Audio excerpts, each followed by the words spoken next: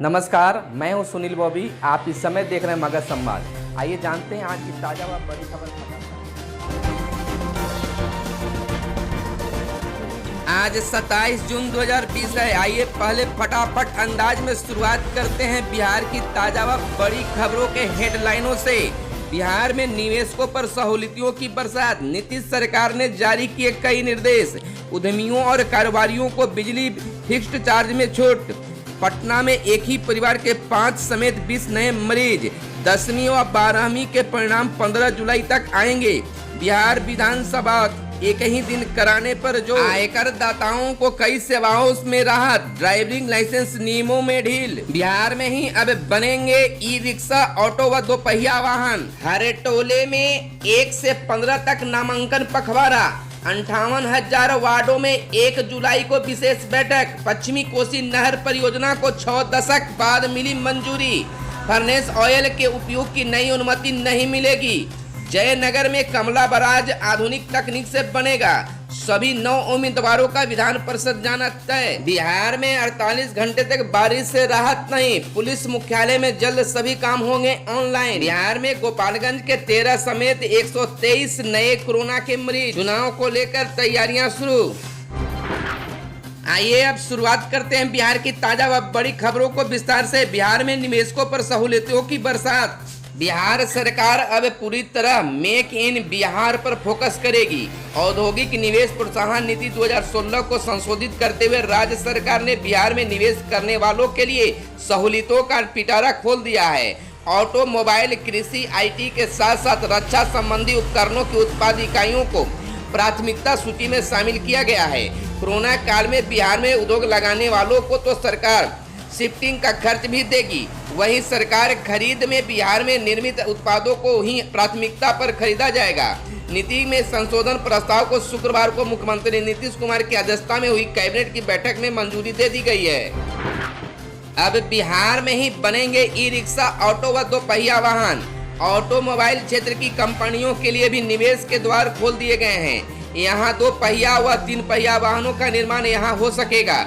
विद्युत चालित वाहन और उसके उपकरण, बैटरी आदि की उत्पादन इकाइयों को प्राथमिकता क्षेत्र में रखा गया है। इसके अलावा दूरसंचार उपकरण और खेलकूद का रबर और प्लास्टिक को छोड़कर बाकी सभी सामान का उत्पादन करने वालों को नीति का लाभ मिल सकेगा।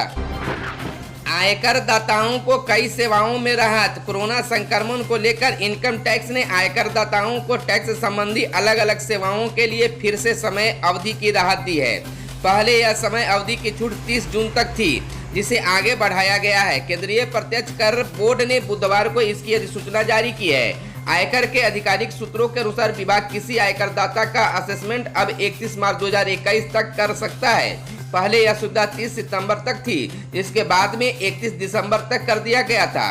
पैन कार्ड से आधार को जोड़ने की अंतिम तिथि 31 जुलाई से 31 मार्च 2021 तक कर दी गई है।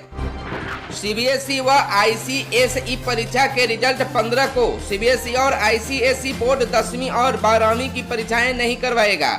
अब उन परीक्षाओं की जगह छात्रों का आंतरिक मूल्यांकन होगा। इसका परिणाम 15 जुलाई को आ जाएगा।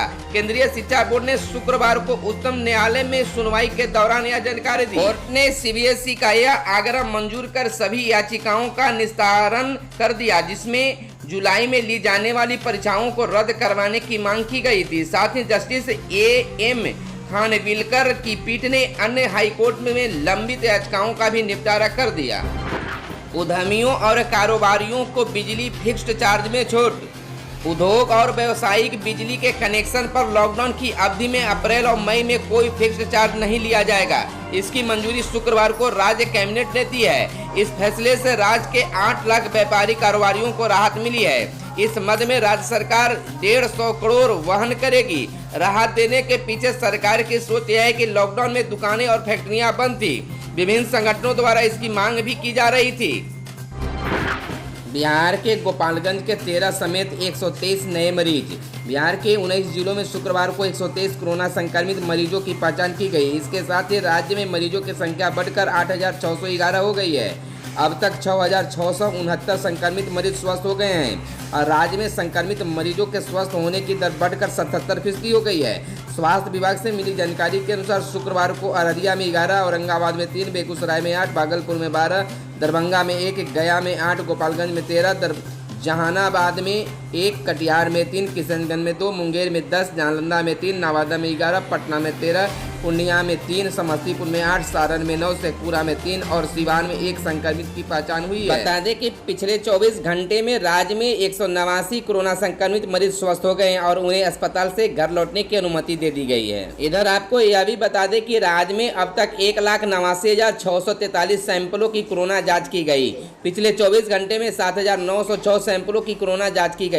राज्य में अभी कोरोना के 1,887 एक्टिव मरीज हैं। बिहार में 48 घंटे तक बारिश से राहत नहीं। बिहार के कई जिलों में भारी बारिश का सिलसिला जारी है। मानसून की सक्रियता की वजह से उत्तरी बिहार समेत बिहार के अधिकतर हिस्सों में भारी बारिश हो रही है।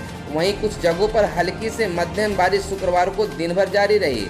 वज्रपात से कई इलाकों में भारी तबाही मचाई है। मौसम विज्ञान विभाग का कहना है कि उत्तर बिहार सहित कई जिलों में अगले 48 घंटे में भी राज्य के कई हिस्सों में अत्यधिक भारी बारिश के आसार हैं। वज्रपात और भारी बारिश से सूबे में जनजीवन अस्त व्यस्त हो गया है। नदियों के जलस्तर में भी बढ़ोतरी दर्ज की गई है। शहरों में भी जलजमाव हो गया है। बिहार शिक्षा विभाग ने सभी जिलों को भेजा विस्तृत निर्देश। विद्यालय के शिक्षक करेंगे पोषक क्षेत्र में गृहवार सर्वे। हर टोले में 1 से 15 तक नामांकन पखवाड़ा। बिहार में लॉकडाउन के दौरान दूसरे राज्यों से लौटे प्रवासियों के बच्चों को सरकारी स्कूलों से जोड़ने की मुहिम जल्द ही जमीन पर कार्यान्वित होती दिखेगी। 1 जुलाई से राज्य के सरकारी स्कूल पूरे प्रदेश में नामांकन के लिए विशेष अभियान चलाएंगे। शिक्षा विभाग ने इसका नामांकन पखवाड़ा 2020 रखा है। इसके तहत 1 से 15 जुलाई तक राज्य के सभी गाँव टोलों में अनामांकित और स्कूल छोड़ने वाले छिज्जित बच्चों की पहचान की जाएगी।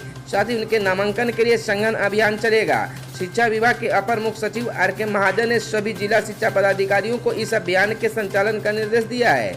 कहा है कि नामांकन पखवाड़ा के तहत विद्यालय के पोषक क्षेत्रों की सभी बसावट व टोलों का गृहवार सर्वेक्षण स्कूलों के शिक्षक करेंगे। टोलों में शिक्षा सेवक कार्यरत हैं वे अपने समृद्ध विद्यालय के सर्वेक्षण सह नामांकन टीम का हिस्सा होंगे। गृहवार सर्वेक्षण के पूर्व विद्यालय स्तर पर प्रधान शिक्षक के नेतृत्व में इनकी रणनीति तैयार की जाएगी। शिक्षकों को टोला या बसावट ऐसे आवंटित की जाएगी कि टोला, इलाका या सर्वे में कुछ नहीं छूटे। हर टोला व बसावट के लिए अलग अलग सर्वेक्षण सह नामांकन प्रपत्र का उपयोग होगा। सर्वेक्षण की गुणवत्ता को परखने के लिए प्रधान शिक्षक खुद 5% सर्वेक्षणों की जाँच करेंगे।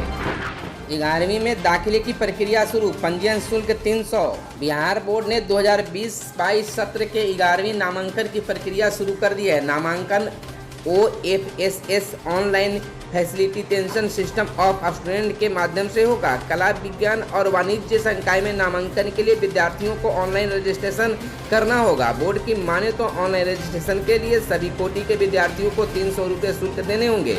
विद्यार्थी रजिस्ट्रेशन शुल्क ऑनलाइन की जमा करेंगे। रजिस्ट्रेशन के दौरान ही छात्रों को स्कूल कॉलेज चॉइस भी देना होगा। छात्र चाहे तो अपने ही स्कूल में 11वीं में नामांकन ले सकते हैं। यह विकल्प बोर्ड द्वारा दिया जाएगा। दिसंबर तक बढ़ाई गई पदस्थापन की तिथि। राज्य के प्रारंभिक स्कूलों में नियुक्त 34,540 कोटि के स्थानांतरण शिक्षक शिक्षिकाओं का पदस्थापन अब 31 दिसंबर 2020 तक जिले कर सकेंगे। गौरतलब हो कि 7 मार्च 2019 के आदेश से इस कोटि के स्त्री पुरुष शिक्षकों का अंतर जिला स्थानांतरण किया गया है, लेकिन कई जिलों ने रिक्ति के अभाव में पदस्थापन में कठिनाई की जानकारी देते हुए विभाग से मार्गदर्शन मांगा था। शिक्षकों ने कहा 60 वर्ष तक सेवा हो नियमित। बिहार राज्य उच्चतर माध्यमिक अतिथि शिक्षक संघ के बिहार के 4,203 +2 अतिथि शिक्षकों की सेवा नियमित करने की मांग मुख्यमंत्री नीतीश कुमार से की है। संघ के प्रदेश अध्यक्ष नरेंद्र कुमार ने कहा है कि मुख्यमंत्री नीतीश कुमार से मांग किया गया है कि लगभग 2 साल का अतिथि शिक्षकों की संतोषजनक सेवा को देखते हुए +2 अतिथि शिक्षकों की सेवा को 60 वर्ष तक नियमित करने की घोषणा करें। कोरोना में अतिथि शिक्षकों ने अपने जान जोखिम में डालकर मैट्रिक और इंटर की कॉपियों की जाँच की है। 16 मध्य विद्यालयों को किया गया उत्क्रमित। शिक्षा विभाग ने भागलपुर, लखीसराय, जमुई, मुजफ्फरपुर व औरंगाबाद के कुल 16 मध्य विद्यालयों को उच्च माध्यमिक विद्यालयों में उत्क्रमित कर दिया है। इस संबंध में विभागीय अधिसूचना शुक्रवार को जारी कर दी गई है। प्रधानाध्यापकों को आदेश दिया गया कि सभी विद्यालयों के नाम में अधिसूचना के मुताबिक संशोधन कर लें। उच्च माध्यमिक विद्यालय के लिए भूखंड की उपलब्धता 1 एकड़ से घटाकर 0.75 एकड़ कर दी है। इस निर्णय के आलोक में मध्य विद्यालयों को उत्क्रमित किया गया है। छात्रों और शिक्षकों को दैनिक भत्ता दे सरकार। विकासशील इंसान पार्टी के छात्र मोर्चा के बिहार प्रदेश अध्यक्ष विकास बक्सर ने छोटे स्तर से शिक्षण संस्थान के कार्य करने वाले शिक्षकों, छात्रों व मजदूरों को दैनिक भत्ता देने की मांग सरकार से की है। शिक्षण संस्थानों में काम करने वाले कर्मी, अपना जीवन यापन करने वाले लोग भूखे पेट सो रहे हैं। जिस प्रकार मंदिर, मस्जिद एवं गुरुद्वारों को खोलने का आदेश दिया गया है, उसी प्रकार छोटे कोचिंग और शिक्षण संस्थानों को भी सोशल डिस्टेंसिंग का ख्याल रखकर खोलने का आदेश दिया जाए। खबरों में आज बस इतना ही। अगर ये वीडियो आपको पसंद आया हो तो एक लाइक जरूर करें। अगर अब तक हमारे चैनल को आपने सब्सक्राइब नहीं किया है तो चैनल को कर ले सब्सक्राइब, ताकि बिहार के साथ देश दुनिया की खबरों से आप रहें अपडेट। धन्यवाद। जय हिंद, जय भारत, वंदे मातरम।